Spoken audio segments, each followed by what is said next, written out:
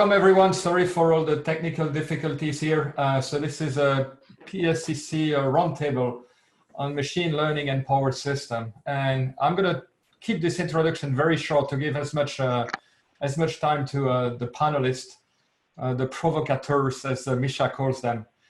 So the format is going to be a survey by Louis Wehenkel in the beginning, about 15-minute survey to set up the stage. And then there will be about 5 to 7 minutes presentations by our amazing panelists. And then there will be an open discussion. So for about 30 minutes, we'll probably exceed the time a little bit. Let me get you a little bit of a background about this roundtable. It started at the PSCC PC meeting when Dan, Louis, Misha, Spyros, and I got together and said that it would be a great idea to actually have a roundtable around the application of machine learning on power systems, given all the things that are going on in the field and the various issues that this raises.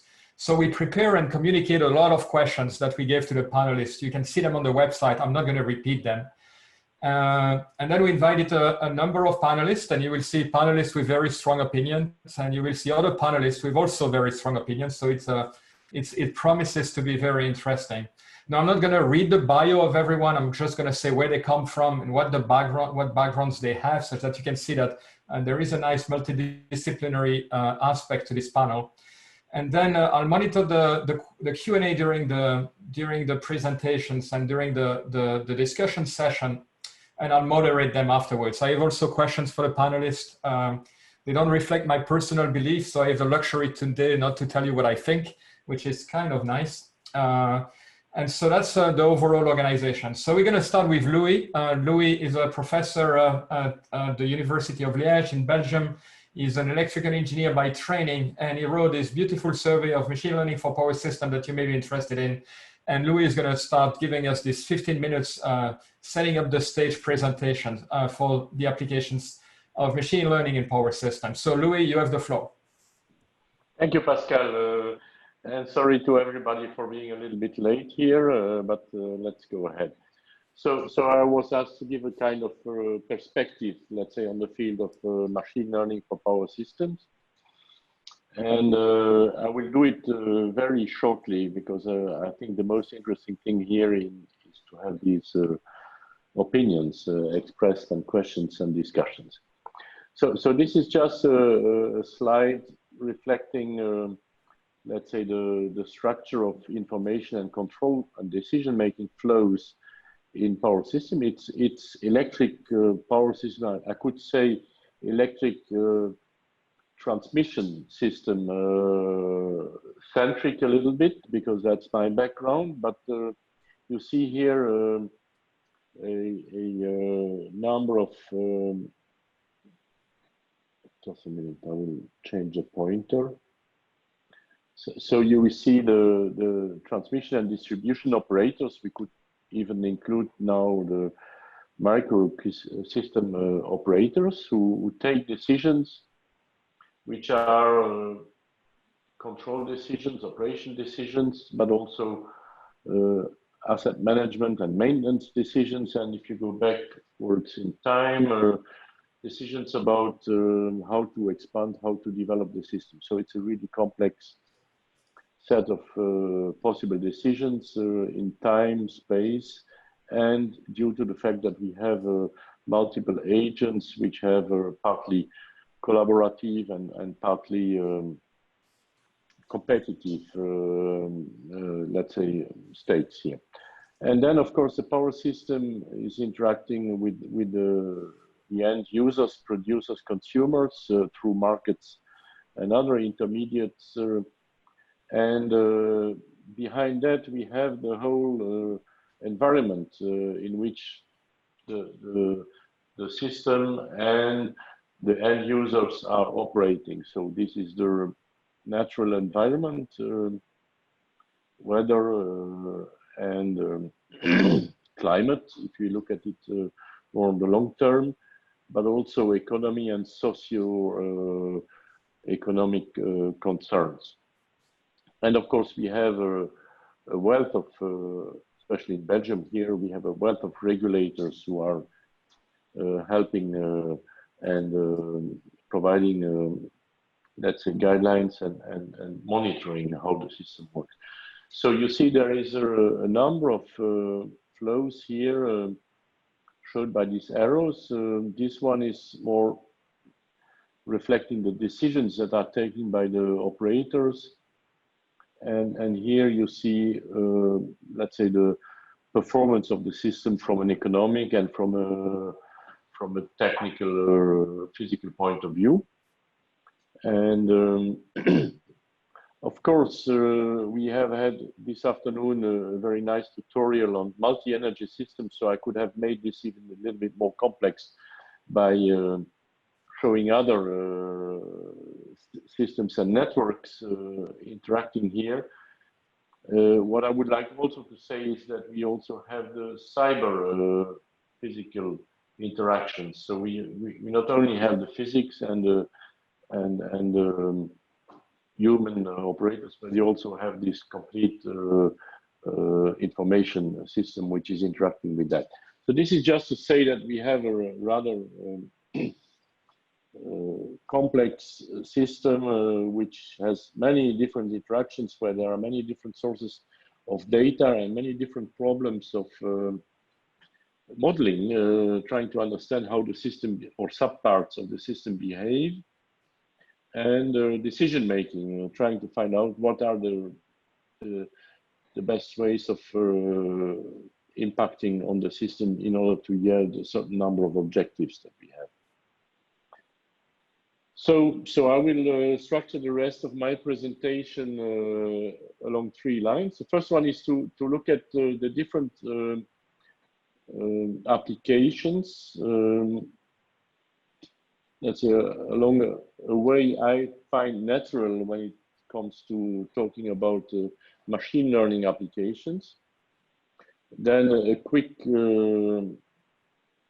pointer to the very quick evolution of the machine learning field itself, which is really generating lots of new ideas, both in terms of methods and also in terms of applications that could be important in some way in our field. And then just a concluding slide to somehow provide my own point of view about how to foster further progress. So in terms of applications, I see 3 different types of applications. Those that are, let's say, purely data driven. So we have data sets and we want to use them for modeling something. So for instance, forecasting the demand at a short-term or medium-term horizon and providing, for instance, probabilistic forecasts instead of point forecasts. The same for the generation, for the renewable energy production, and also for the risks like contingencies and things that could happen to the system because the weather is maybe there is a weather storm going over a part of Europe, and so maybe because of that we expect that there might be some higher probability of having some components failing, let's say, during the next few hours. So these are kind of things that we would like possibly to model, and which could be possibly modeled by using data that is available, purely data-driven way. Then we have the second class of applications, which are called proxy-building. This is basically applications where we have a good physical model and we can simulate this model, or we can use computational tools. And so we could say, okay, the problem is solved. For instance, making a simulation whether the system is stable or not, given a certain fault in a certain condition, is something that we could say, okay, this is can be done using classical simulations. Still, both the models themselves are not 100% reliable, so we typically want to know whether the conclusion of a simulation is robust with respect to some uncertainties on the model parameters. And also the simulations themselves might be super cumbersome, so that we cannot do enough of them in a certain context in order to take a decision. For that reason, we would like to somehow speed up or complete, let's say, complement the simulation tool with something that would improve them. So that's a proxy building field. And then we have a third type. So we have these two first ones where we could say on the first part, we have the data and we just want to exploit it. On the second part, we have the models and we just want to exploit them.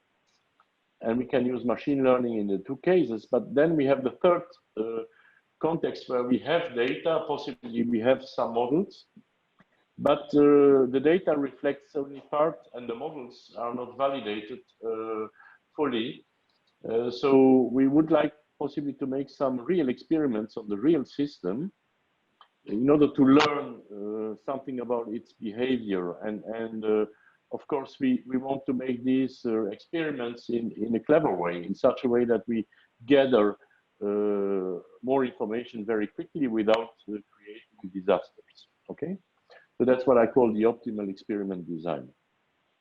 And so I have 3 slides for the 3 classes of applications. I don't want to spend too much time on that, but let's say for the data-driven applications, we have this idea of building probabilistic forecasts, also imitating human experts, like we gather information about how an expert is using this or that tool to take decisions, and maybe we can use machine learning to try to imitate him. And also we could use machine learning to learn what is the normal behavior of the system, and then when we observe data, to look at whether this data is compatible with the normal behavior model, and so as to detect anomalies. Within this general type of applications, there are many different tasks and sub-problems that need to be solved. And okay, these are not necessarily the most fancy things to work on, like cleaning the data, removing missing or filling in missing values, or detecting some kind of malfunctionings and so on in the sensors. And then we have sampling bias. We have the fact that the data has been collected not specifically in order to make some modeling activity, it's just there. And maybe the way the data has been collected is biased because for some reason or another we have more data in particular situations. And so when you apply statistical techniques, you may be misled because these particular situations are overrepresented and make you think that the system behaves in a certain way while it is not actually doing so. And then we have the general problem of confounders, which is when if I go back to this picture here, where we take decisions as an operator, but these decisions are also impacted by other factors, which themselves have an impact on the system. So it's not always easy to understand what is the relation between input and output here, because you have these confounding factors. This is well known in general in statistics, but is a difficulty when you are exploiting purely observational data set. So I would like to refer you to this paper, which is a survey paper that will be presented tomorrow or the day after here at PSCC, and which will provide a certain number of good references and considerations in this. Then the proxy building application, the second class of methods. So the idea here is to use parallel Monte Carlo simulation in order to create the data set. So here you can make the experimentation in the way you think it should be done. And then you can apply machine learning in order to exploit these data sets in order to build simple input-output relationships, for instance, that could replace part of the simulation tools which are available, but which maybe are too slow or not useful. And there have been many works on this topic.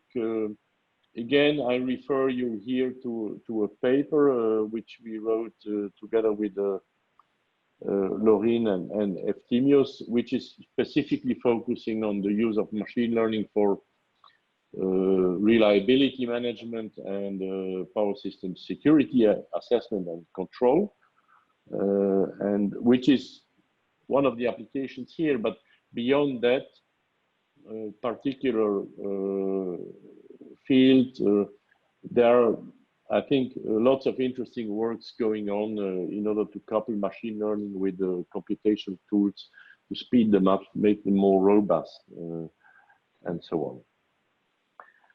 Then the optimal experiment design applications. So these are applications where we think that additional data can be obtained by doing some clever experiments, which may not be too much intrusive on the system, but still help us to better understand parts of it. So for instance, if we look at a large-scale power system, we could make some disturbances in part of the system, which would not risk the system to go towards instability, but still help us to understand better how it would work under abnormal situations, because they can be localized and have at the global level a relatively small impact. For instance, you could also try to interact with end users of the system in order to find out whether they are going to respond to some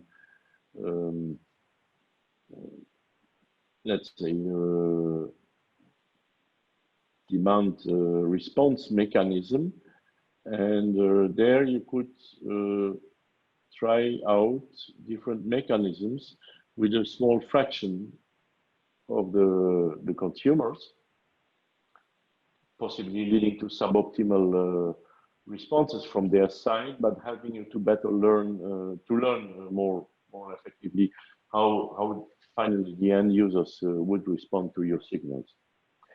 And so I think we have several applications. I mentioned demand response, dynamic models of those parts of the systems that are changing very quickly in the structure.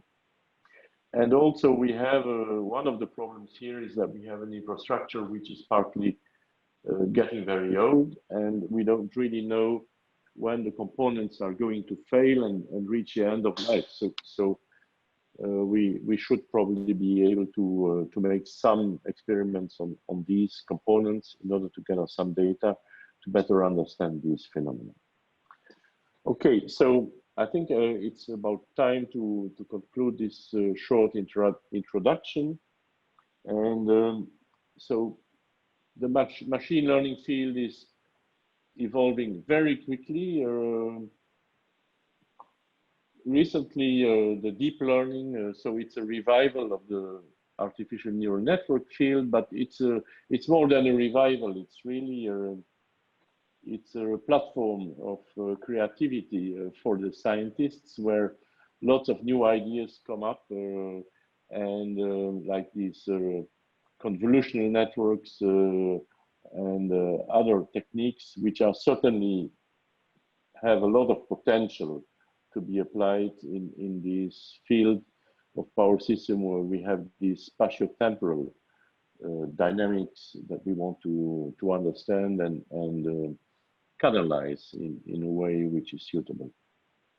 And then, of course, we have beyond the classical supervised or unsupervised learning frameworks that everybody knows very well. We have reinforcement learning and active learning fields, which are those fields where we somehow combine the exploitation of observational data sets with making experiments on the system, taking control decisions, and trying to figure out how to do this in a suitable way, either for controlling the system or for better, let's say, forecasting, predicting its behavior. And we also have recent work on transfer learning, which is basically allowing us to somehow combine data sets for similar problems gotten in different contexts. For instance, understanding how the demand responses possibly the demand in New York and the demand in, let's say, Reykjavik are not the same exactly, but still there must be commonalities, and so there must be methods which allow us to somehow combine the data sets coming from these different types of sources. This is the field of transfer learning and causal modeling. It's also very, I think, promising, at least from an intellectual point of view, field of research where we try to understand how to combine experiments on this physical system and how to make the right experiments to better understand its behavior.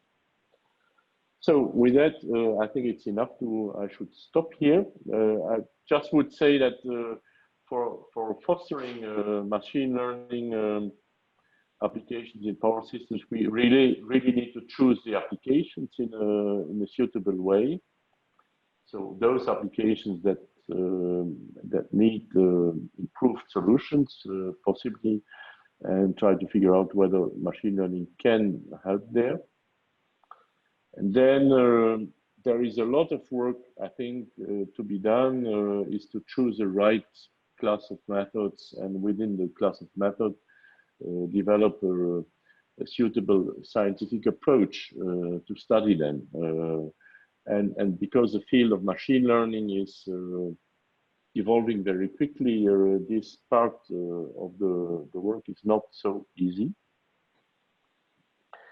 And finally, my let's say frustration is that there are growing numbers of works in the field, but the data sets and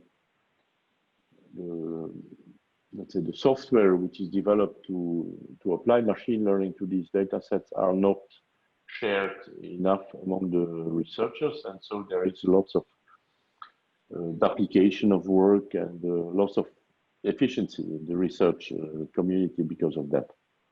Thank you. So thank you, Louis, for this very nice presentations. I think one of the things that you will see is that many of the points that Louis is making are going to be covered by the other panelists, including the variety of applications and also the various kinds of techniques. You'll see these keywords coming back in some depth. I also want to remind you that Louis has a very nice survey with some of his co-authors on this topic, so you can go in a lot more depth by looking at the survey as well. So without further ado, I want to introduce the first provocateur, Misha Chertkov. Misha is a professor of mathematics at the University of Arizona. He's also the chair of the graduate interdisciplinary program in applied mathematics. Interestingly, Misha is a physicist, so it's going to bring the physics perspective as well on this particular topic. So Misha, the floor is yours. Okay, thank you very much. Thank you, Pascal, and to everybody for patience. Yes, I'll be provocative. And deep learning was mentioned. It's well, newest reincarnation of what AI and what is the best in AI and machine learning. And it's basically a revolution we live through, and we in all fields, not only in power system, and basically all sciences and on all engineering fields, we need to find a way to deal with that. So it's if you go to bottom of why deep learning is so successful, automatic differentiation, and basically ability to solve huge optimization problem efficiently, heuristically. We still don't understand it, but that's what we have. So now we want to use it in particular in power system, and application I'd like to attract your attention most, and it's of course not one, it's a generic kind of thing, is model reduction. So basically what it will allow us to do in power systems specifically, but again, it's quite generic. We'll do faster. So we'll be doing computation faster than real time and beating all current power system solvers. And it's already reality. Account for uncertainty, and it will be, of course, with reduction of quality, but still with sufficient quality to claim usefulness. And good balance of desires and practical considerations, of course, should guide all of that.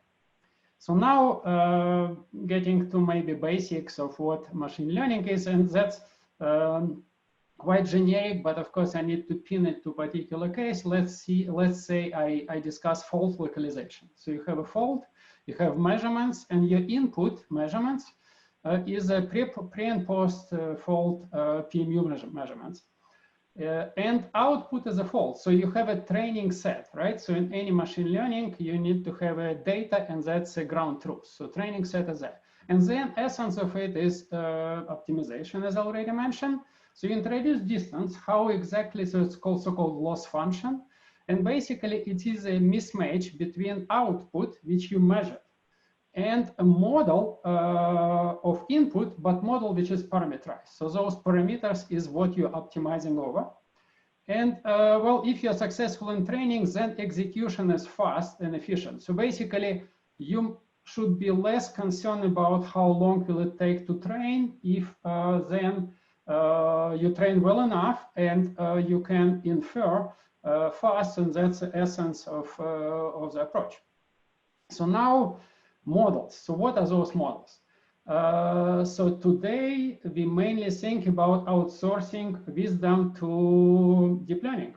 So there are a lot of successes, billions of dollars invested, and well, hopefully we can use it. Not quite fast, because we don't, there are some caveats, and I'll talk about that in a second. But then there is another extreme. We can also put in those reduced models our power flow, but maybe on a smaller grid, and then with some effective impedances or effective parameters, and then tune those parameters. So that's basically what we can also do. And there is a whole blur of things in between. So now putting it maybe in a perspective of how we can possibly do it. And drawing it, of course, schematically in terms of accuracy versus efficiency. So power solvers, they're here on the top.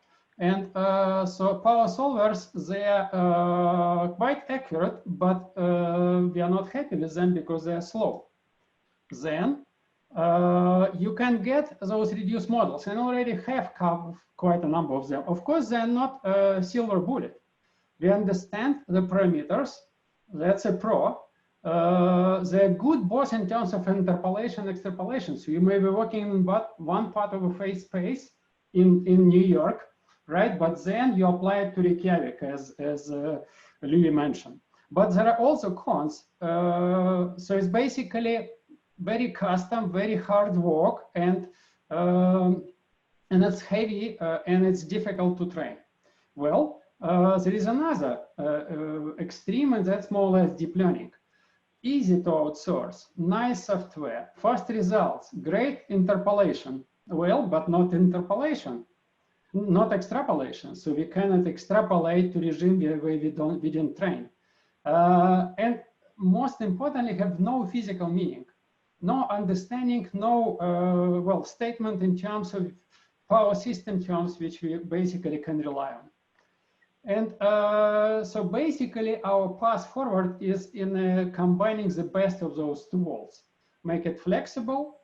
And of course, it's not straightforward, but that's what we should think about. And that's kind of my provocation and concluding point.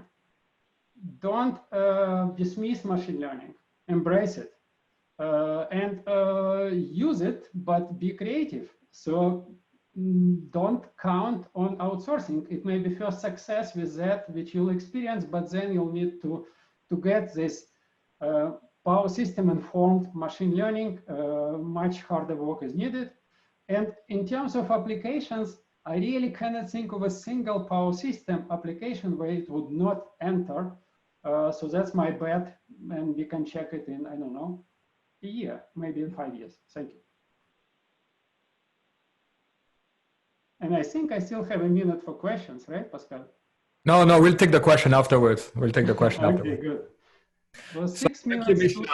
Thank you, Misha. So this was a very nice summary of some of the important issues that we are facing when applying machine learning to power systems. So I want to switch now to Eugene Litvinov. Eugene is the Chief Technology at ISO New England. He's also an electrical engineer and computer scientist by training. One of the things that we are trying to do in this roundtable is to alternate between academics and people from the ISOs. And we have been very fortunate to attract outstanding people from both camps, let's say. And so Eugene is going to give us the first view from the TSOs at this point. Eugene, the floor is yours. All right. Good afternoon. Can you hear me? Yes, yes. Yes, we can. Yes, we can. All right. So thank you for inviting me to this panel. It's a very timely topic. And what I'm going to do is talk a little bit about over three decades of experience in trying to use some of the machine learning and artificial intelligence applications in the industry. And the traditional applications so far are like artificial neural networks were successfully applied in power system forecasts, but encountered significant challenges in other areas due to high dimension of the input, prolonged training time, and validation of training over time. The fuzzy set theory was tried and remains mostly academic research.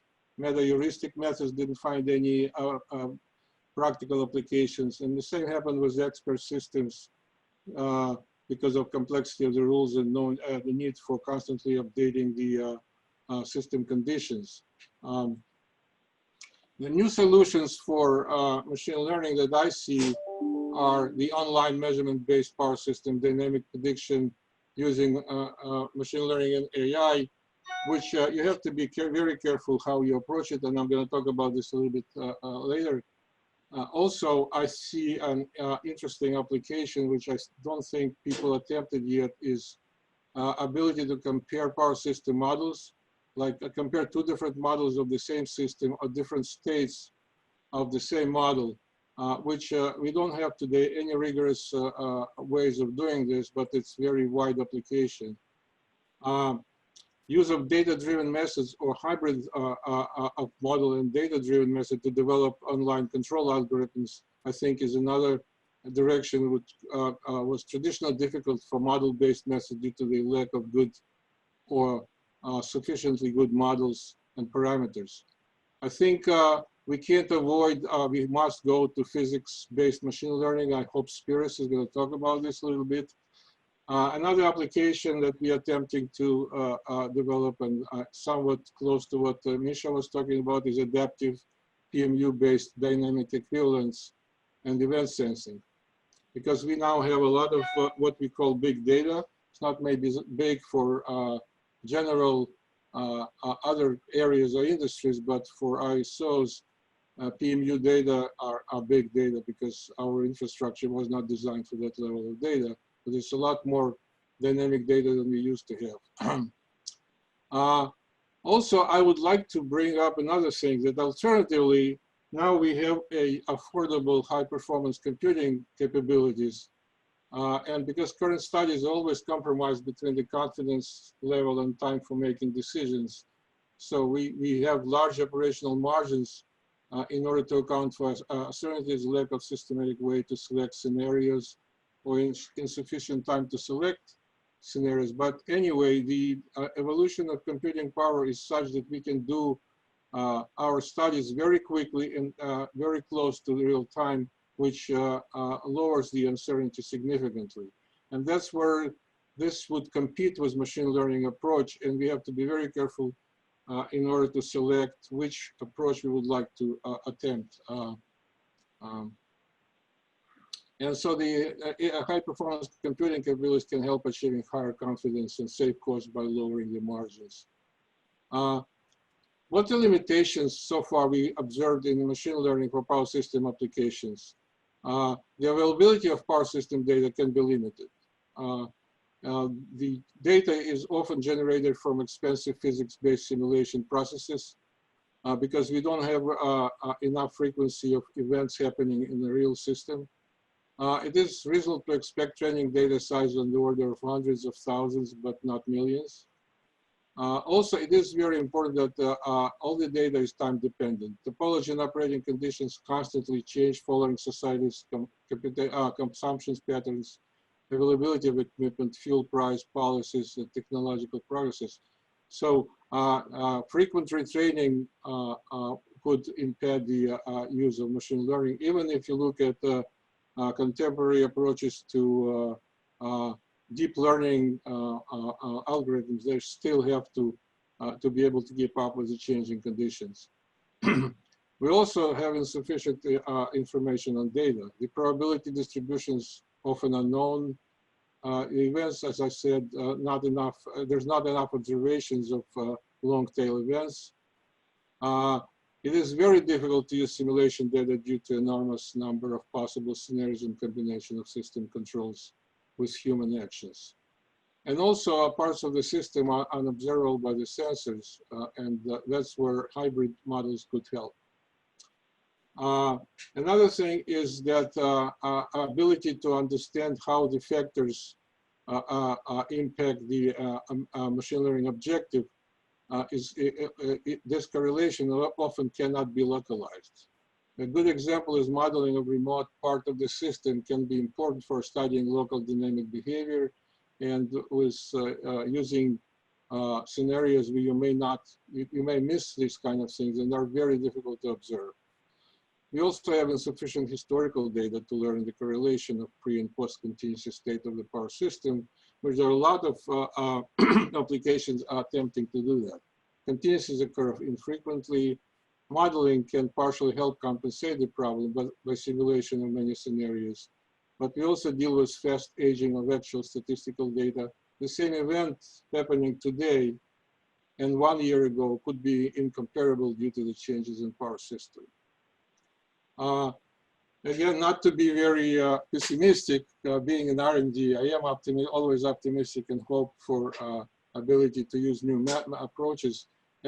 Some examples of successful machine learning solutions is, as I mentioned, load forecasting. There's a strong correlation with whether known demography and energy infrastructure laid out.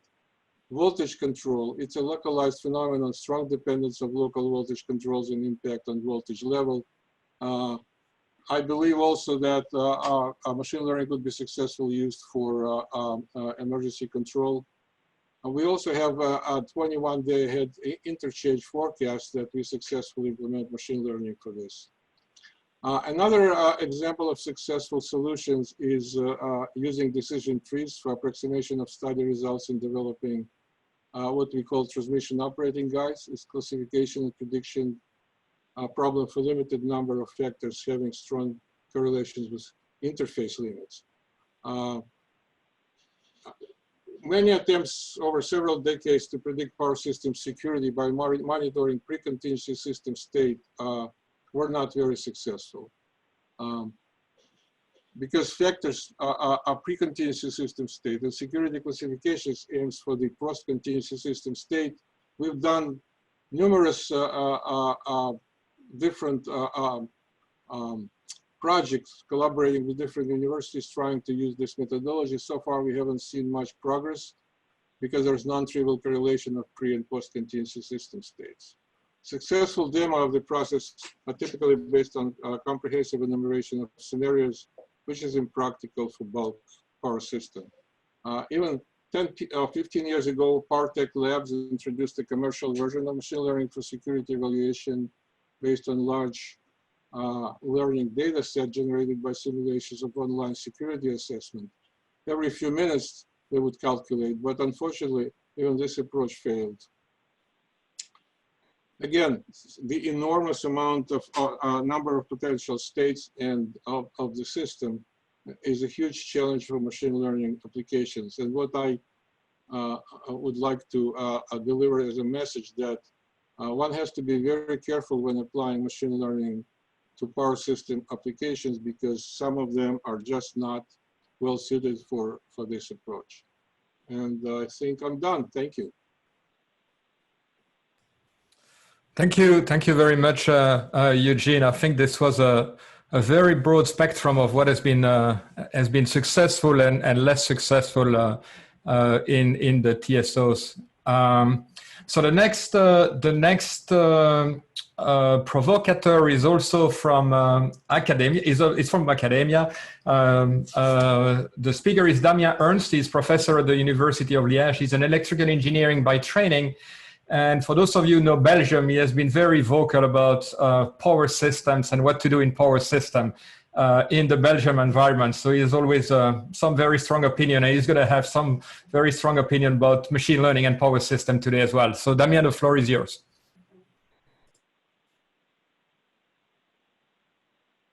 Damien, you seem to be muted. Damien, you are muted.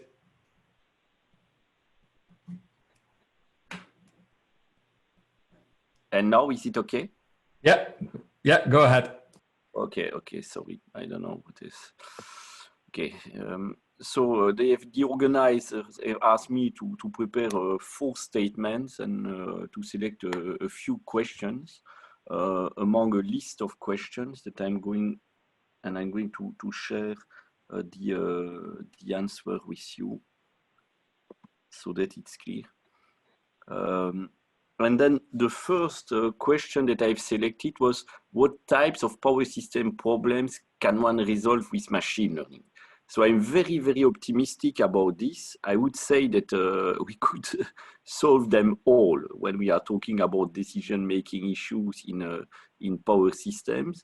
But I fear that we won't solve many of those issues using machine learning in the future. Why? Because the power system community is unable to attract good machine learning scientists. They will get only second zone machine learning scientists, because all the good ones, they go to the Facebook, the Google, Microsoft, to startups related to robotics, and we will never have, enough brain power for solving many of the complex open problems that we could still solve using machine learning. So I think that when we design power system, we should a little bit scale back our ambitions to build a very intelligent grid, smart grids and so on, but rather to focus on a grid that does not require a lot of intelligence for being operated. That's an advice. That's my opinion on this. Yes. A second opinion are related to the barriers that we should overcome, let's say, for making machine learning more successful in a power system. Well, if we look at the field where you really have a thriving machine learning community, and you do not have one in power systems, do not make any mistake about this. So machine learning is particularly thriving in fields where researchers share all the code they write on platforms like GitHub. So now when you discuss with researchers in computer vision or even research that design fundamental machine learning algorithms, they put all their code on GitHub. Look at what is happening with OpenAI, for example. They put simulators there in OpenAI, very well done simulators that everybody is using in the world. And we have been unable to do this in a power system. And I do not believe that the community, the machine learning community working on power system problems can really thrive without having this open source and very, very well done simulators that you can find in robotics, for example. And even if you find them, some of them in the web now, power system simulator for various types of tasks, they are really poorly designed. It's really a mess to use them. They are not maintained. And you clearly see that most of the people who have written them are really poor software engineers. So we have a huge problem there. And I think that unless we address this problem, we should almost stop thinking about doing really machine learning for serious power systems problem. Okay, it's for me, it's a waste of money. It's a full waste of money. Are there meaningful ways to apply machine learning in power system while exploiting existing tools and knowledge? Okay. Well, what I think, I'm not going to be more optimistic now. You have new elements arriving in power system. So we have like intercontinental grids appearing, but also at the local level, you have microgrids and energy communities, which are appearing very, very fast, especially in Europe, where they are changing the regulation.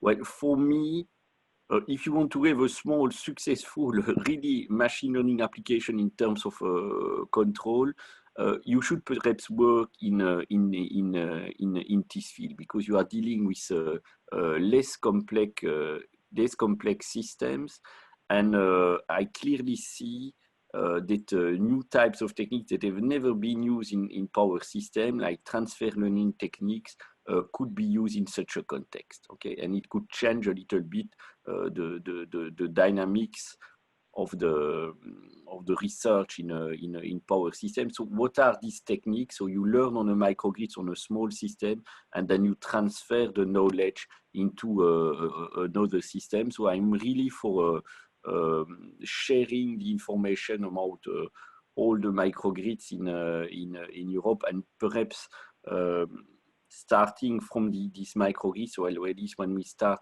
controlling these microgrids and this energy community, to have something which is very open in terms of sharing of data.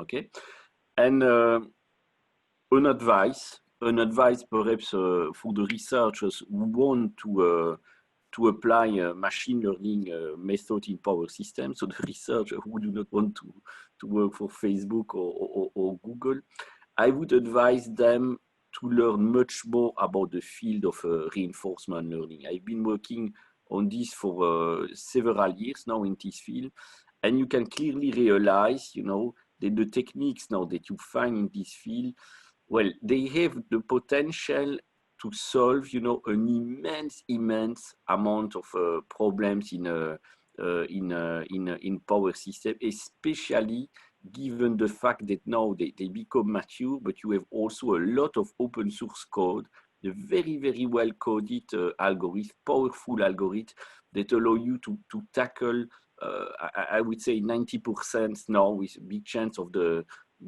big sequential decision-making problems that you have in power system, and you have hundreds of such problems that need to be solved. Okay, I'm going to stop here. So thank you, Damien. We'll see that some of the topics, as you just alluded to, will be taken, or will be spoken about by Spyros as well and others. So it's interesting. We're going to move to back to the TSOs, and Jessica Harrison is our next speaker. She is the Senior Director of Research and Development in the Market and Grid Strategy of MISO. Interestingly, she is both a physicist by training and a civil and environmental engineer. So some more perspective here on the applications of machine learning to power systems. So Jessica? Great, thank you, Pascal. Can you hear me? Yes, we can. Yes, we can. Okay, great. So I thought the discussion so far has been really interesting, and I will say recruiting of talent to these problems is and may continue to be a problem. But I'm optimistic that as more is done in the industry, in data analytics in general, and in the power system, we'll be able to learn more. I thought I'd start with some context before I begin, which is just an example. We're the mid-continent independent system operator, and we operate across 15 states. And so we have about 178 gigawatts of generation capacity within our footprint. And in terms of the scale of the problems that we're dealing with, we have underneath that 38 control areas and over thousands of generators. So the problems that we deal with are at scale, and I think that makes it interesting, because even with the unit commitment problems that we have, we often find that methods that work maybe on small systems or example systems really don't always work at scale. And so that's one of the things that we'll need to make sure that we address as we think about new techniques. In addition to that, we have underway right now sizable shifts in the industry, and I've seen that reflected in the agenda for this overall conference. But I think what's interesting about that is it's creating the confluence of decentralization and distributed energy, along with more intermittent resources and variable resources, is creating new patterns on the system, which are making management of our system more complex. And therefore, I see some opportunity here for us to use tools like machine learning to help us with decision making as we try to manage what is becoming more and more complicated. In addition, I would say that I want to remind folks that the scope of what we do is quite large. So we manage and operate technology that enables us to do our services. I think there's opportunity here for us to figure out how to do that better. So there was reference earlier about how we solve unit commitment problems faster, as an example. In addition, we have, obviously we run and operate markets which have that unit commitment and dispatch. But in addition to that, we do things like support outage coordination and have long-term resource transmission planning and resource adequacy. So I want to encourage folks to think about machine learning not just for one sort of specific scope, but potentially across all of those activities that wholesale markets TSOs facilitate.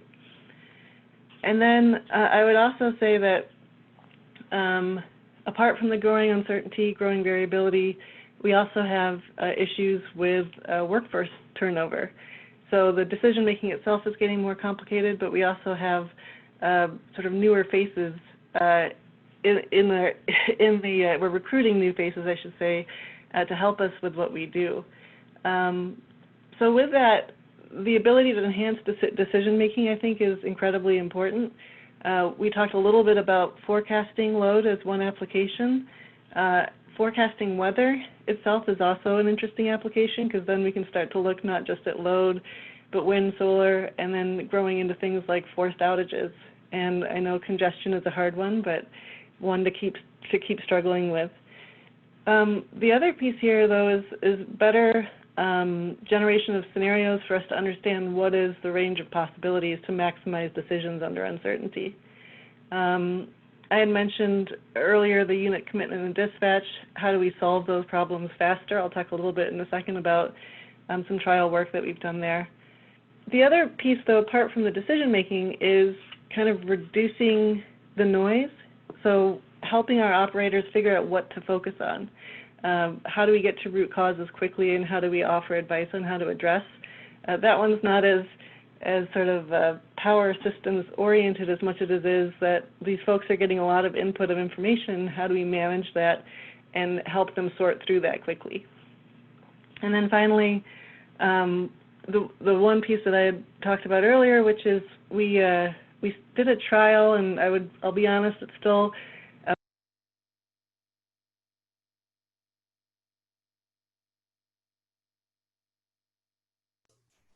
Oh, it seems Jessica has been disconnected. Let's wait about 30 seconds and see if she can get reconnected. So I think Jessica is making a very good point about the scale. And actually, Eugene did actually the same point. The scale of power system, the increase in stochasticity, and the difficulty in dealing with this aspect when you're using machine learning. So I think that was a point that both Eugene and Jessica were making. It seems that Jessica is not being connected, so we will move to Spyros, and we'll let Jessica continue afterwards if she comes back. So let me introduce Spyros, our next speaker. I won't try to pronounce his last name. I can't even read all the letters that are in his name. But Spyros is an associate professor at the Technical University of Denmark. He's also an electrical engineering by training. And once again, I think what Spyros is going to do is connect a lot of the different points that have been made and expand on them. So I'm looking forward to his presentation. So Spyros. Thank you, Pascal. So as Pascal also said, and that was the idea for me, so this is going to be a provocation. So will try to be maybe a bit provocative. So the first statement I want to make is that machine learning is not a calculation. Machine learning is an estimation, right? So what we say here is that machine learning will never be as accurate as a model that can fully describe a system or process. So when we do optimization based on first principles, when we do the security assessment based on a detailed model, then we calculate equations and we solve the problem, right? What machine learning does, it just estimates the output of these functions based on more or less on, let's say, on some training and input-output correlations, nothing more. So whatever we do, it will never be as accurate as a model of equation or system of equations for which we have full knowledge of how they describe the system. However, machine learning does have some major, let's say, advantages. And I think also many of the previous panelists have talked about that. One is that it's extremely fast, right? I think almost Misha, Eugene, Jessica, and Damien talked about that. So it is, so we can solve a lot more scenarios. For example, we can solve a lot more cases in the same unit of time. And it's also a good alternative if we don't have full knowledge of the actual model. So when we talk about increased complexity, when we talk about very complex systems, then machine learning might be able to help. Machine learning might be able to infer extra information from incomplete data. And this is also something that Louis touched upon. However, when we talk about machine learning, data is key. And I think this is, I mean, we talk about data. And we talk that we need more data and we need to make data sets public, but we haven't talked yet about quality of the data. And the quality of the data is very, very important. I mean, as there's this kind of saying, if we put garbage in, we're going to get garbage out. And for machine learning, this is very, very important. We're talking about a black box. If we put something in there that does not reflect or correspond to our actual system, we are never going to have a performance that's good enough for, let's say, one to extrapolate.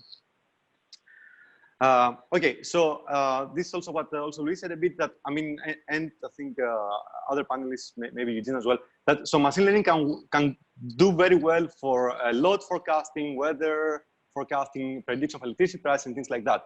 But there are specific barriers, and it is actually our job as researchers to address those barriers. The first is that neural networks, for example, are often treated as a black box, right?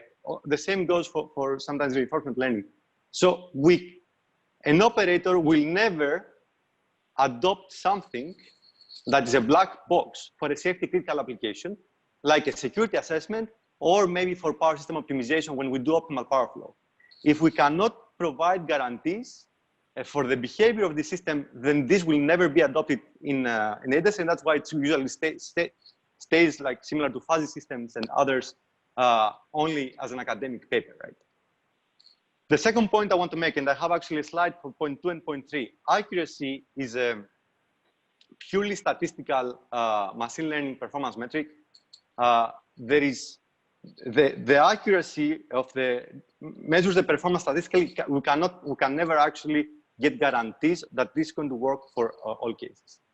The final one is that why would we depend on training data? And as we say, I mean, sometimes we have very limited data here. Since we have 100 years of experience in developing detailed physical models for power systems, right? So if we want to go forward, I'm going back to what maybe Eugene Hitton and also Misha said, we need physics-informed machine learning. We need to exploit the knowledge that we already have from the physical systems that we developed over the past years. Okay, so why accuracy is not enough? So imagine this case here, right? So I have 1,000 data points. I have only 20 data points that are actually safe because my safe operating region is usually very small, and I have about 980 points that are actually unsafe. If you see here, I vastly misclassify all the safe points. 19 out of 20, I think they are safe, but they are unsafe, but they're actually safe. While I do a pretty decent job with unsafe points. If I measure the accuracy, it will give me 95%, right? But we have misclassified almost all truly safe points. And that's why we say that if we are going to apply machine learning in processes or applications that have a safety critical character, for example, security assessment, we need neural network verification. This will give us formal guarantees about the classification over continuous input regions and not just discrete data.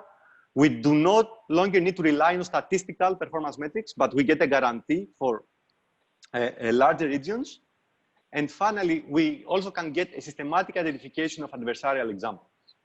And this actually can improve these methods. And Eugene also hinted that these have not found traction in the actual practice yet, but maybe with the systematic identification of what fails with these methods, we can actually improve them and make them applicable. So we also have some work on this, to be honest. So the second point I want to make is the physics-informed neural networks, because we can include the physical models in the neural network training. By that, we can have an extremely fast estimation of, let's say, the angle or the frequency after, let's say, 5 or 10 seconds, right? If we combine that with some kind of verification, then we can really actually get also some kind of performance guarantees. But what happens here is that we can potentially replace solvers, but this, let's say in a horizon maybe of some decades, we can replace differential algebraic systems of equation or solvers with this kind of machine learning for estimating what will happen, let's say in 5 seconds from now. And at the same time, we turn the neural network training from a supervised to unsupervised learning. And this is my final slide. So some takeaways. So machine learning can be extremely fast. This is one of the major advantages of machine learning. It can revolutionize power system computation by replacing maybe, if the performance is good enough, the nonlinear and differential algebraic solvers. Data, however, is very, very important. And here, again, we have to take advantage of the physical modeling. There's going to be, for example, a presentation tomorrow of some work about how we can use OPF convex relaxations, this is some work we have done, in order to accelerate by several hundreds of times the generation of high quality data sets for machine learning applications. We need neural network verification if we go towards safety critical applications. Physics-informed machine learning can take advantage of the already available models and include them during the neural network procedure. And things that I haven't talked about here is that we also need to go into interpretable AI. This is, let's say, a different line of research and verification where we actually try to understand how the classification is made. And we can also take advantage of the neural networks to capture intractable constraints, for example, for a nonlinear optimization problem, and convert them with an exact transformation to a mixed integer linear program. And there is also some work at that. Finally, I want to close saying that before we apply machine learning or reinforcement learning, and this is something that I happen to have seen in the past, we have to think machine learning and reinforcement learning are an estimation, not a calculation, right? So if we think that an estimate is good enough, then go ahead. If what we're interested in is actually speed and not accuracy, then go ahead. Given if in time or data, we will converge to the correct solution. The question is, do we really have the resources? Or do we really need to use so many resources to train machine learning or reinforcement learning? Or maybe a linear program or Kalman filter would do better. And I'm saying all of this because I think machine learning is very important. I'm very much in favor of machine learning, but we have to motivate our research why we use it in order to make that applicable. Thank you. Final thing, some data sets and code are, you can also find online. I'm also very much a proponent of having all data sets shared, if you want. Thanks. So thank you, Spyros. I think this issue of reliability and verification is extremely important, especially when you have obviously critical infrastructure like the power grid. So I think it's a very good point. And I know you're doing some really interesting work in that field as well. So let me introduce the next speaker. The next speaker is, we are back to the TSO. So it's Antoine Marot. He's the lead AI scientist at RTE, the French transmission operator. He's an engineer by training from École Centrale de Paris, so it's not, you know, specialized like it is in other countries. So he's also bringing a kind of a multidisciplinary perspective on this. Now, Antoine has sent me a video. I'm going to try to play it for you. I hope it's going to work. But if it doesn't work, we'll try in another way. So this is Antoine speaking. For me, we're not embracing yet in the community the new AI revolution enabled by machine learning. Practically, but also conceptually. Pascal, cannot hear it very well. Can you maybe turn up the sound? Yeah, let me try to re-up the sound here. Just 2 seconds. Is there anything to see? Yes, there is a video. If you see Pascal's screen. Yeah. AI education, applying it to power systems today. So if you go to any big research conference like NOREPS, which now showcase a lot of use cases in different fields like physics, chemistry, biology, engineering, and so on, you don't see yet any application to power system previously. So until we attract those people, collaborate and learn from them, I don't think we will properly understand what is AI today and how to make the best use of it. So what are we missing there? The first thing to me is that we should learn lessons from the AI community from the last 20 years. AI is not a new field. It is almost as old as power systems from the 50s. So this is often forgotten. And the AI community has come a long way to make the great breakthrough of today, going through some dead ends in their time to open the new ways of today. So it required them to adapt their mindset, set up proper research environments for it to steadily measure progress and eventually unlock new possibilities to solve problems that were not so possible before. So we should definitely learn lessons from them. So let me come back on these two enablers. First, adapt or enlarge our mindset when approaching problems and solving them.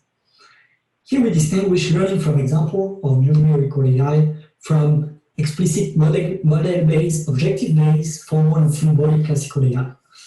Learning from example can rather be seen as empirical and data-driven mathematics with very little prior and explicit knowledge. But learning from example is not only about data. It is also a lot about teaching. How to teach a machine a task to best learn it, much like a curriculum. So through interactions in a properly designed environment, much like we have babies develop their own intelligence in a stimulating environment. Well, the current AI revolution has been mostly driven by practical computer scientists whose approach has been to leverage data and compute and run it at large scale in practice. So no really new algorithms has popped up in the last 10 years. The formal theory has been done on deep learning especially, while theories and algorithms were thought to be the main drivers of success in the years 2000 and before. So data and compute were rather seen as a dark side we should consider at last. So quite a paradigm shift indeed. To give you some perhaps more concrete flavor of this mindset shift, let me invoke quickly two seminal AI figures who actively contributed to it, Yann LeCun and Stuart Russell.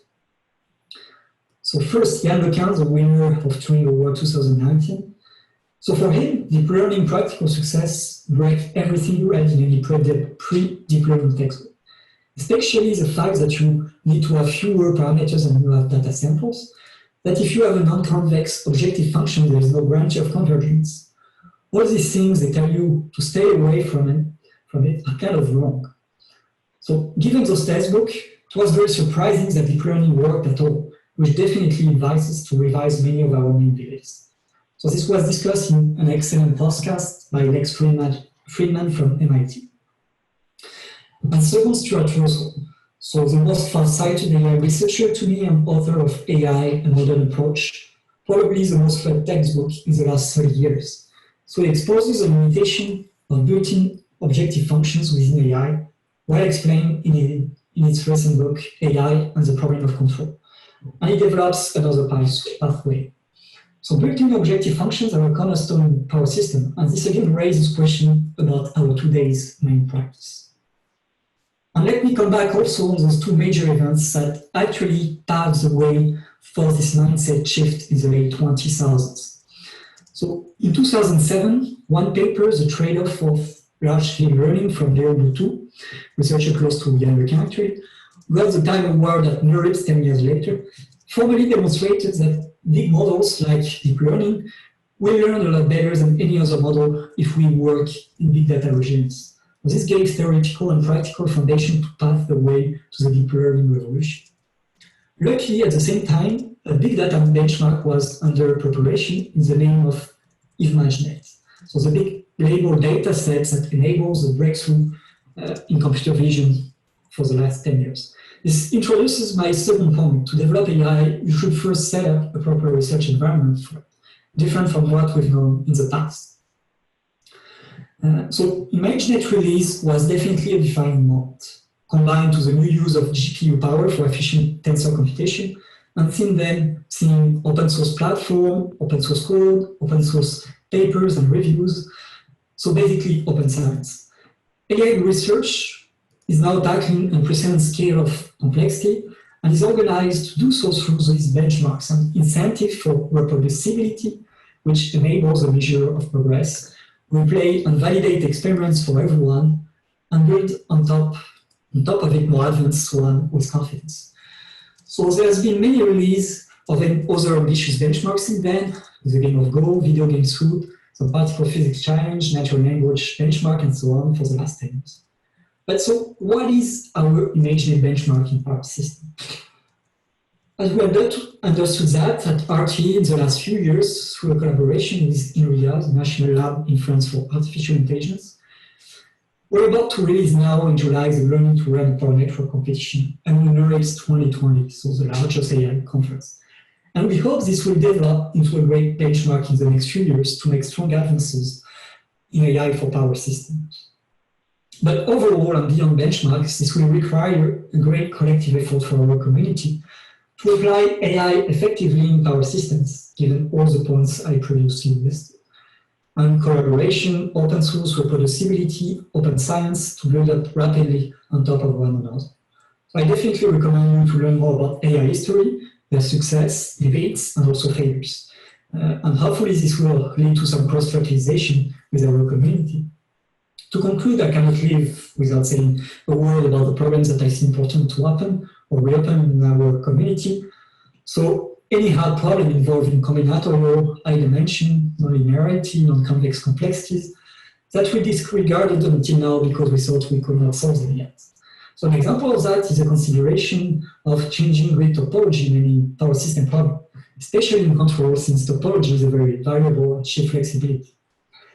More specifically, I think there is a great opportunity in decision-making problems with time-limited budget in augmented simulations through the hybridization of existing simulators with machine learning, as well as considering the human operator in the loop by studying bidirectional human-machine smart interactions and collaborations.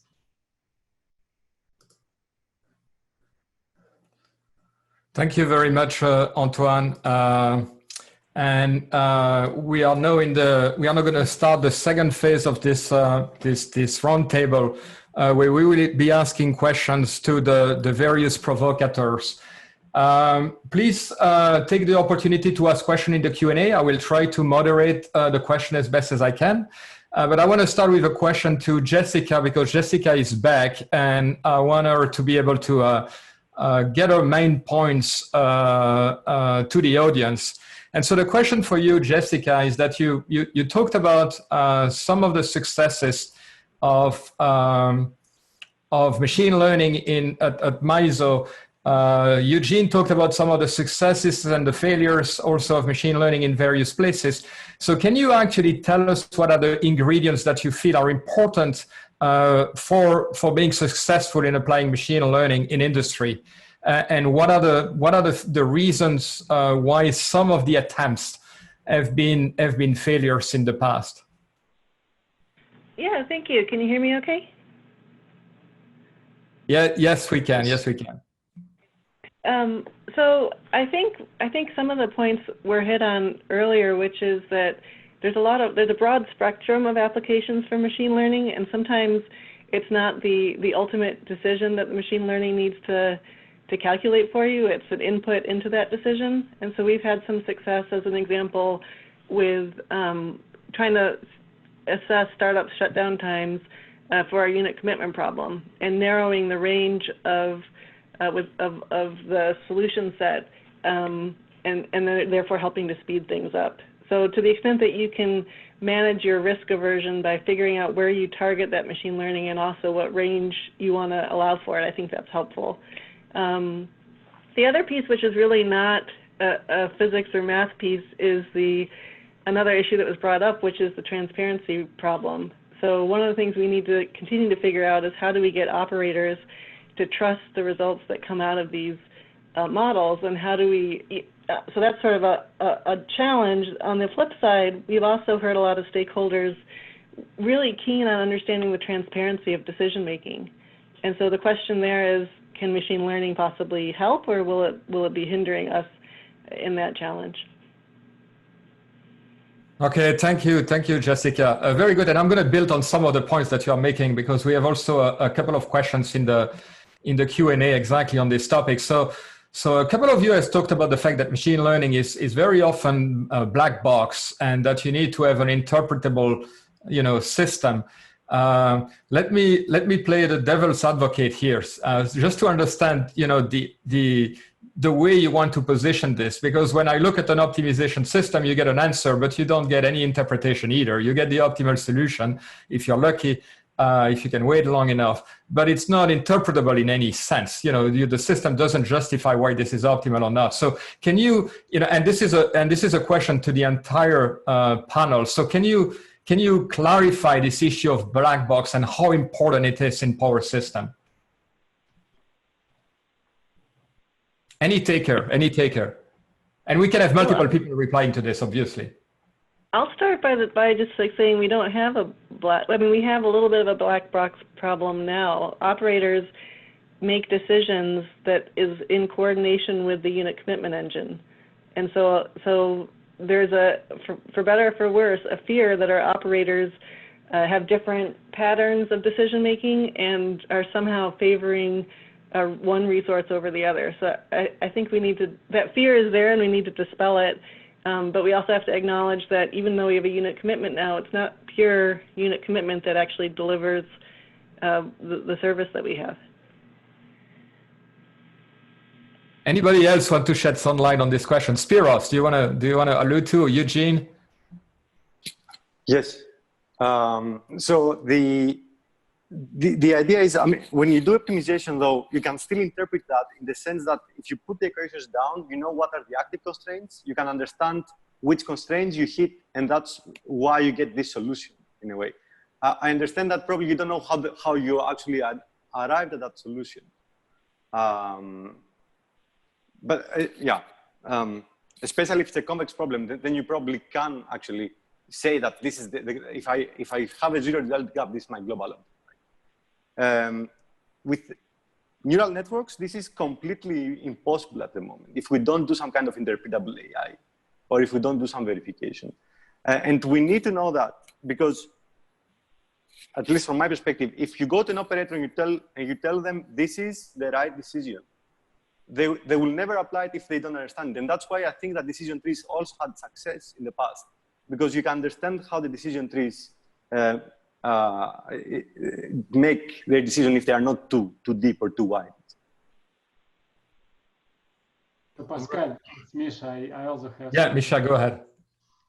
Well, I disagree with your example, because, well, in optimization, yes, you don't know how solvers solve it, but output is interpretable. So, right, so you know exactly where, solving OPF problem where you want to inject, right? You're asking how you got to this question. So in machine learning, if you apply it blindly as a black box, you don't even know how to interpret this answer. So it's basically, again, it's a interpolation versus extrapolation. So you're getting pretty good performance in a comfortable zone. It's where there is a lot of light and understand everything, and but you don't even know how to put it in the terms which power system operator talk to each other.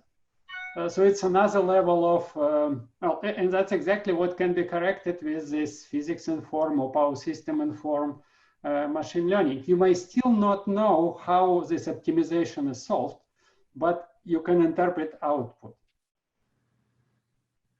Thank you, Eugene. You wanna say a few words? We have many more questions, so don't worry. We'll have a very intense discussion here. Okay, very quickly. I do agree with the point that machine learning should be interpretable in business terms, because otherwise operators would not follow it. But you have to be cautious that now when system complexity goes beyond the comprehension sometimes, and the operator actions are sometimes very counterintuitive, they lose their intuition today. So if you have a machine learning that helps them to make decisions in a very short period of time, somehow it should be shown that these are feasible suggestions. So one, you have to build trust, and second, they have to be to understand what the consequences of them taking specific actions if you propose actions, because machine learning could reveal the correlation of the data but not the causation. So if you tell them I'm predicting a problem but don't tell what to do, I don't think that would be very useful. Thank you, Eugene. Can I say a word on that as well? Of course, Damien. I agree that trust is actually the most important thing there, more than interpretability. So you build trust, and for instance, one thing you can do with machine learning is do imitation, right? So basically, you just try to imitate the usual decisions of the operators. And the thing also is that we can check the decisions with simulators, right? For most of our problems.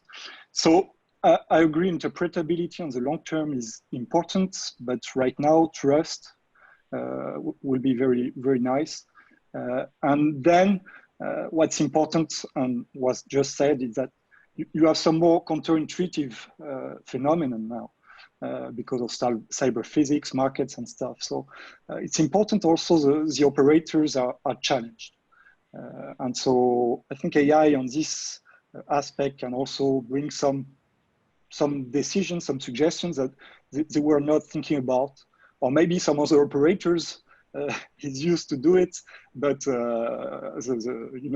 they don't speak too much, so they don't use always the same decisions. And if you have kind of a mix of decisions, it will be also very useful. So thank you, Antoine. I just want to read, so we're going to leave this topic because there are many other topics, but I want to read a comment by Patrick Panciatici from RTE saying that explainability depends on the receiver. And so the question is that, do we really need storytelling or explainability? So I think, there is a lot to debate in this particular topic. Let me move to reinforcement learning, because this has been a topic that a couple of people have approached and from very different angles. So you see some people are advocating strongly. I think Damien is advocating strongly for reinforcement learning and transfer learning. You see, some others, being a little bit more cautious. Can we see the value of reinforcement learning in power system at this point? So what would we say is the main value of reinforcement learning? Is it something that we believe would be really adapted to a power system? So I see Misha wants to start with the answer. So go ahead, Misha.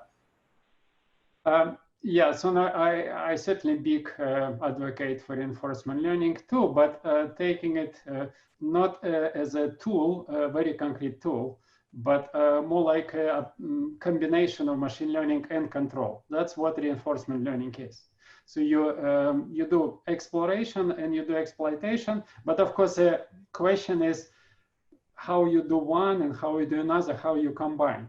So yes, we want to control power system, right? So why would we just want to know parameters of our model and interpret them without controlling? Of course, we also, but on the other hand, the industry is tempted to separate those things, right? So, well, you outsource, you have one contractor who is doing learning and another doing control. So combining those, well, maybe a challenge in terms of industrial setting, but that's certainly what we want to do. So there is no question about that. Maybe a little bit other point on that. It's especially important in a situation, I mean, this combination when we are talking about fast control. So it's all about time scales. If you have all your time, you can separate. If you don't, and you want it to have it combined automatically, you don't outsource. You combine it together. So yes, reinforcement learning certainly way to go. So Spyros, do you want to comment on this, because you had somewhat of a different take on reinforcement learning. I mean, not completely, different, but somewhat different, I would say. Sure. So I also feel that reinforcement learning can have a very good, let's say, range of applications in power systems. And there's a lot of work also by Damien, Wehenkel, and others in this. However, what I find is that sometimes we try, let's say, to solve let's say battery optimization that could be solved with a linear program, and we do reinforcement learning for that. We try to learn an optimal strategy. And so what I'm trying to advocate here is that let's use reinforcement learning, but use it when we have seen that other conventional methods do not work. We have tried to do some work, or we did some work with, let's say, physics-informed neural networks when we tried to estimate inertia and damping, and we did the same with a Kalman filter. I can tell you that Kalman filter, if the system is relatively linear, can do an excellent job, much better than physics-informed. So if you want to use physics-informed neural networks, or if you want to use reinforcement learning, try to think what's the right application. For me, the right application is when the parameters change very much. And then you really have to exploit and explore first, actually, and then exploit the different parameters that change continuously. That's my point. May I intervene, Pascal? Yeah, of course. By all means. So I just want to say, if the problem is solved, don't try to solve it again. So if we have a good Kalman filter or whatever other technique to solve the problem, then we should not try to apply, I think. I mean, we should try to use our brains to apply our ideas with machine learning to other problems, not those that are already solved. Now, if they are not solved, then we can try to find clever ways of doing something with these techniques. And maybe, yes, when we start, the first attempts will not be very, let's say, positive with respect to other trials, but it's not a reason to stop doing research on them, right? So if we talk about what Spyros said, the question is really whether the Kalman filter that he was mentioning was solving the problem, and then let's forget about that application. Or if it was not really solving the problem, then we can try to beat it and to do better with machine learning. Thank you, Louis. Damien, you wanted to say something as well? Yes, I do not understand. Well, reinforcement learning techniques are great techniques when they are combined with simulators, because you still need, we are still far away from having reinforcement learning agent directly learning from true interaction with the power system. But once you have these physical models that Spyros is talking about, once you can simulate the system, they are really great, for exploiting these simulators for computing great decision-making policies. Okay, high-performance decision-making policies. So in a simulation world, I mean, you do not care about the problem about exploration, exploitation that Misha was talking about. You just use this technique, as a way, for computing decision-making policies, once you have a simulator. And many engineers, they are spending their days, using simulators, for taking decision. Here you use them, but you compute the decision in an automated way. That's the difference. And this is not fully exploited by the power system community. So thank you, Damien. I think one of the Eugene, okay. Yeah, if you don't mind. First of all, simulation is good, but simulation based on their aging data could be very dangerous. And so the problem with reinforcement learning, as I see, is also that the events are not happening too often. So if you opt for the simulation, then you have to frequently retrain your system, which is extremely computationally expensive. Just to add a bit on that, so I kind of agree with Damien. You know, we can test reinforcement learning today for power systems. So actually, we have this big competition at NERDS this year. So please participate. One thing you should not do today is train a reinforcement learning agent on real data, because you already have many decisions in the data. So you should be very careful with that. But as soon as you have simulators that you can generate a lot of data, because today deep reinforcement learning needs some amount of data to work for now, I think we can explore that. It doesn't mean Unreal system in the next few years we'll have something very big. But I think in the next 10 years, we can definitely make a big step into that. So the question will be, how do we transfer those reinforcement learning agents we had in a virtual kind of environment to the real world? Actually, you know, the autonomous vehicles guys, they're doing that today. So we should get some inspiration also from those other fields. So thank you, everyone. I want to build on this because this is, so we are talking about data, we are talking about computational power, and there are a couple of questions in the Q&A relating to this. And this is also some of the points that Eugene and Jessica have done. So when we talk about power systems, these are extremely large systems. And I think, you know, several of you have mentioned about, you know, the distribution of input can be very large. Also, I think Eugene has said that there are some, you know, rare events that are, and I think Spyros said that as well very eloquently. So there are, you know, some rare events that are happening, and this is the ones that you want to catch. So how do we deal with this data? Do we have the computational powers? Do we have the computational tools to deal with the kind of data that we need for something as massive as the power system? I can say a word on that. They do that for particle physics at the CERN. So they deal with a lot more data than we actually do. So I think, yeah, it's totally doable, but we need more resources for sure. Well, on this point, on this point, I may not agree with you. For example, when people say, machine learning or reinforcement learning is working great in particle physics or for autonomous cars and things like this, well, I believe that these are problems, you know, when you talk about decision-making problems that are much easier to solve than the problems that we are facing in power systems. So when we talk about do we have enough computing power for handling our power system problem using machine learning, well, the first thing that we need to say is to establish is how much data do we need and how much computing power do we really need for figuring out how to synthesize good decision, good control policies.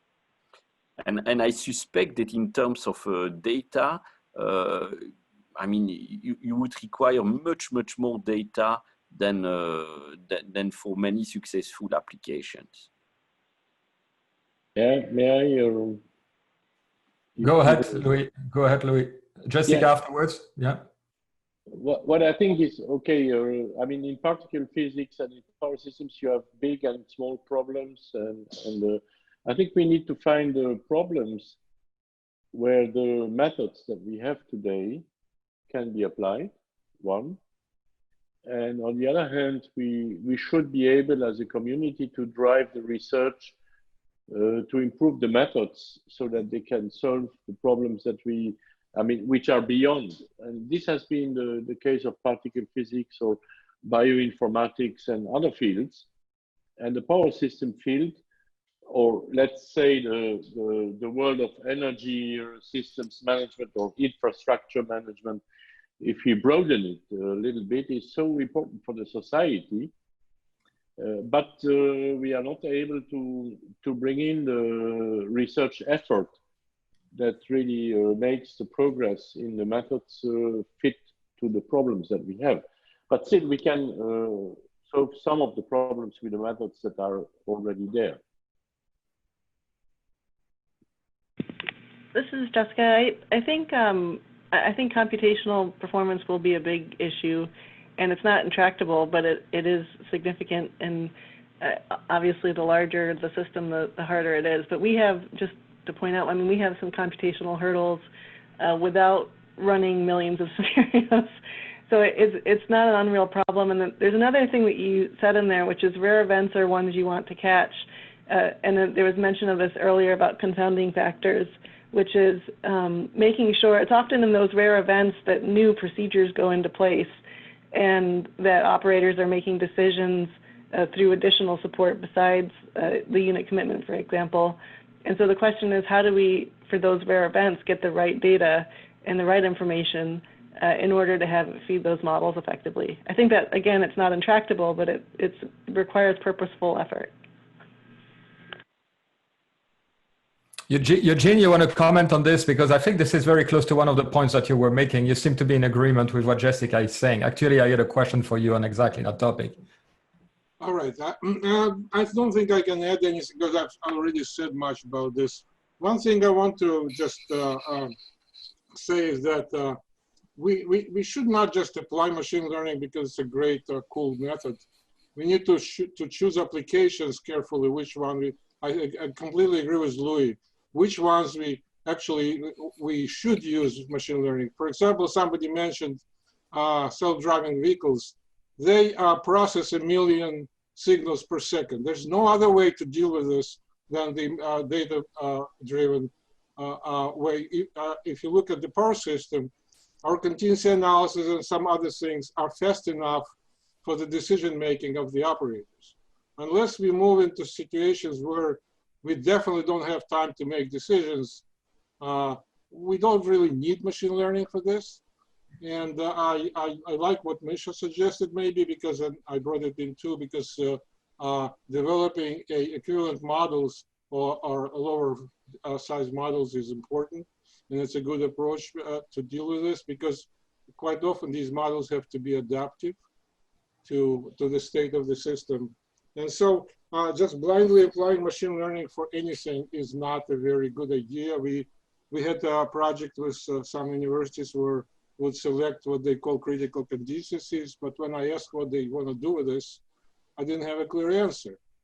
So I really would like to make sure that if we apply machine learning, we apply it to the application that absolutely need it. In the case, for example, when you don't have a good model. And so if you want to use model-based approach and you don't have a really adequate model, data-driven approach could be much better. So I think that's a very good point, and that's one of the main points that is coming out of this roundtable discussion, the fact that we should apply machine learning to problems where actually machine learning can bring something substantial. And I think Jessica mentioned speeding up optimization. Eugene and Misha have argued for, there are models that are too complex to represent exactly and so on. So I think there is a variety of different applications in power system. That's what one of the things which is amazing about power system is the wealth of applications. And there will be different machine learning techniques that apply for different applications, but we have to be sure, and I think Antoine made that point as well, that we apply machine learning to problems that we cannot solve well right now. Otherwise, it doesn't make too much sense. So I think the panel seems to be at least in agreement on the high level principle, not necessarily on the details, but I think that's a key message that we are conveying today. I have another question for everyone, because we mentioned it many times, but we really didn't address it in the discussion. It's everything which is related to code and data sharing. I know that Antoine mentioned it, and RT is making some significant efforts in that way. But many panelists have mentioned the fact that people are not necessarily sharing code, or there is not enough data available.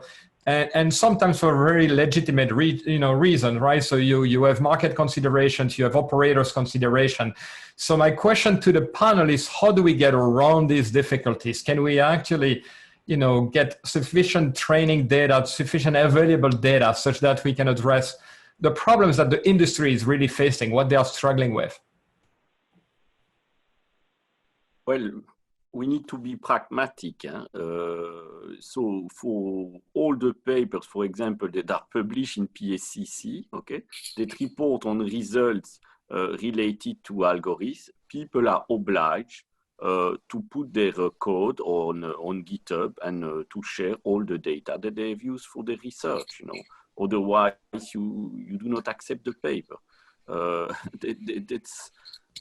That's strongly encouraging people to share their software. And I think it's the most powerful tool that the community has at its disposal. It changes, let's say, the regulation on related to what can be published where, May I? Go ahead. Yeah.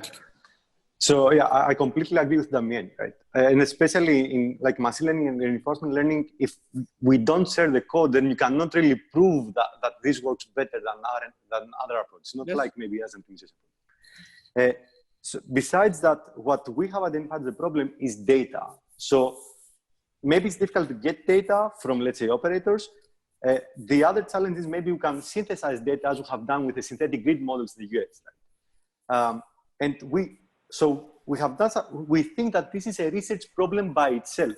How you efficiently generate large data sets for, let's say, security assessment or optimization or whatever. There is a lot of method. There's a lot of innovation that can be done there to make that, to overcome a lot of challenges. I think there's a lot of room there for good contributions. And we have used, for example, context relaxation. So tomorrow there's a talk about this, how we did it. Yeah, but still it's very at the beginning. May I just make a quick? I think the data sharing and software sharing is, of course, something that is important for machine learning applications power system, but it's more broadly super important for power systems research, not only machine learning. I think when you develop a state estimator or an OPF or whatever, you should also share your software. Yes. May I add to this? This is Eugene. I agree. And we've made a lot of attempts to do that. And unfortunately, at least in the US, the data considered to be critical infrastructure information that cannot be shared. And so that's why people develop synthetic data to run on it. But I would argue that synthetic data is not sufficient especially for machine learning. And sharing data becomes, for academia, becomes a really, really big problem. That's why, for example, if you put in a publication about unit commitment and you say, this is great, but you run it on 15 bus or 15 unit system, I don't even read this paper because you have to prove that it works on a bigger system. And we developed some testing models that people could use, at least for the publication. I agree. I think in theory, sharing data is important and would be highly valuable. I think there's still some major barriers to doing that effectively. And even if you're creating synthetic data, retaining the aspects that are important to the data can be difficult.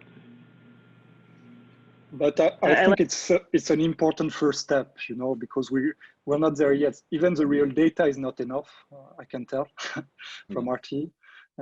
So definitely what we're good also in power systems, is modeling. We do a lot of modeling, so why not modeling, realistic distributions that bring some important characteristics and starts, developing some new methods on synthetic data and then moving to the real world, because we're not even there yet, and also on the real world, I think the TSOs and many other companies, they have to realize what it means to to keep some historical data because we've not been used to that in the past.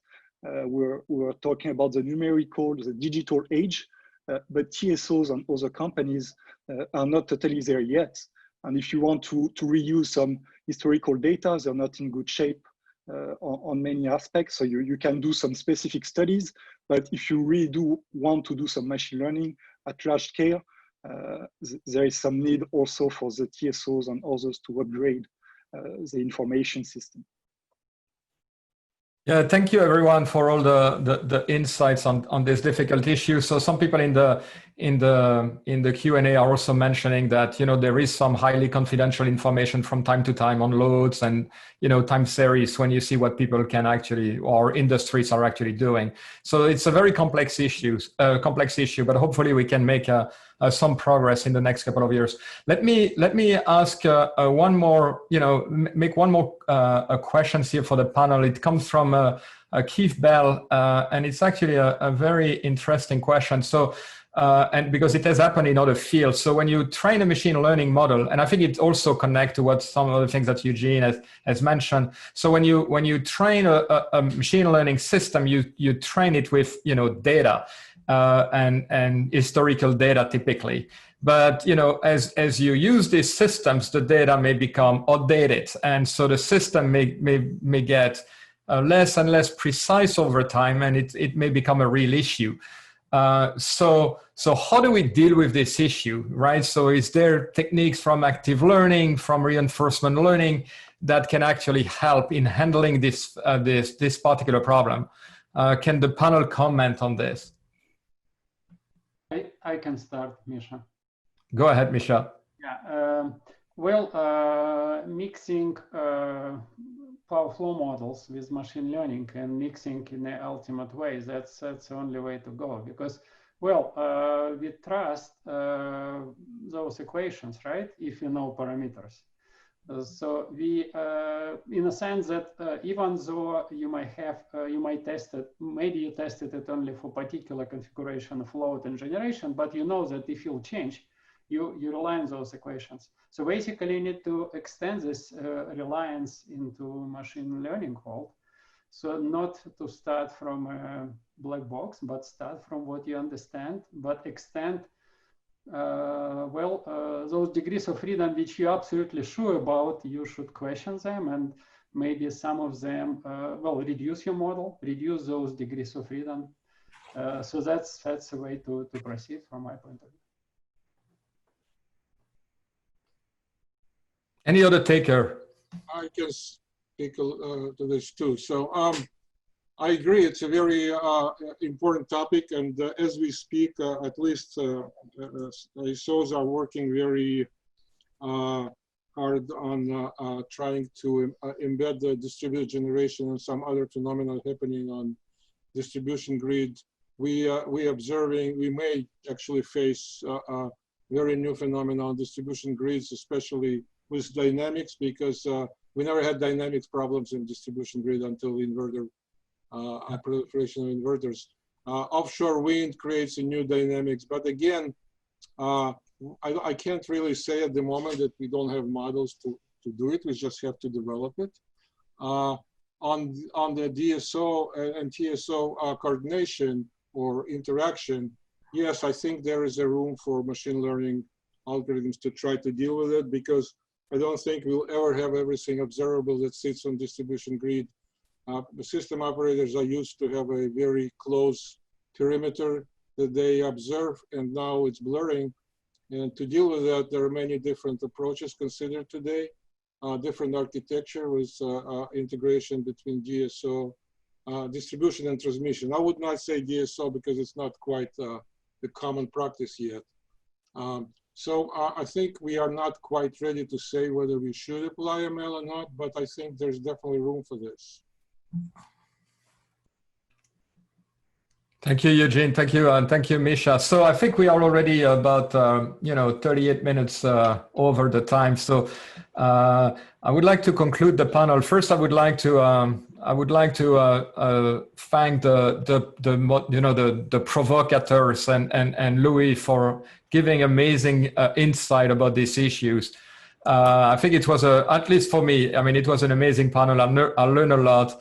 One of the things that I would like to say to conclude is that many of the things that this panelists discuss are issues that are still, not really addressed in machine learning in many other fields. So we are talking about reliability, we are talking about model updates, we are talking about generating data for training the machine learning model. Those are issues that are, frontline in some of the other areas of machine learning, and which have not really been addressed in satisfactory way to a large extent. So, in the last 10 years, there has been a lot of progress in machine learning, but still these reliability issues are not addressed properly. And so what is very reassuring is that people on this panel are really, they really think about these issues. They really think that this has to be central to what we are doing in power system, obviously, because this is a critical infrastructure. So my takeaway from this is that there is a lot of potential. There is also a lot of work to get where we want to be, but definitely this is a fascinating area where the combination of optimization, machine learning, control has a lot to offer. And so I look forward to see many more papers on this topic in the next couple of years and to learn more about all these topics. So again, thank you very much. Thank you to the audience for asking really very good questions. And I hope we'll have many more of these panels and these discussions in the future. It's too bad we are not face to face. We could have had a very heated discussions after the roundtable. But I'd like to thank the organizer as well to making this roundtable possible in the current environment. So thank you, everyone. I really love this panel, and take care, and looking forward to many more discussions on this topic. Thank you, everyone. Thank you. Thank you. Thank you. Thank you, Pascal.